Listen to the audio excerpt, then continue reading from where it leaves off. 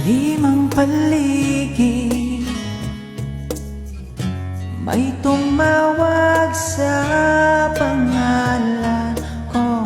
Napakaganda at napaka-solid na sound card. Nagulat pa nga ako dito kasi meron na siyang lagyanan at talagang nagustuhan ko kasi ang ganda ng quality. Tsaka maganda yung ganito para safe na safe yung sound card natin. Lalong-lalo na kapag nagtatravel. By the way, meron na pala itong kasamang mahabang earphone. Isang USB Type-C at lightning cable. Tsaka extra USB Type-C cable. Meron din kasamang mic na mahaba yung wire. Meron din isang audio cable at isang Type-C to Type-C cable. Tapos ito merong maikling mic. Ito naman yung kanyang manual. So eto na guys yung ating sound card. Grabe, ang ganda nito guys kasi napakanipis lang niya. At kung nakikita nyo, napakaganda na itsura nito no. At talagang napaka-solid ng design. Ang ganda nga rin ng combination ng mga pindutan nito. Kaya talagang nakaka-excite siya gamitin. By the way, rechargeable nga rin pala guys etong ating sound card no. Tapos naka USB Type-C na rin siya. Kinagandahan pa niyan is OTG na to. Kaya naman pwede mo siya i-direct sa phone mo. Meron nga rin pala siyang volume dito guys sa magkabilaang gilid.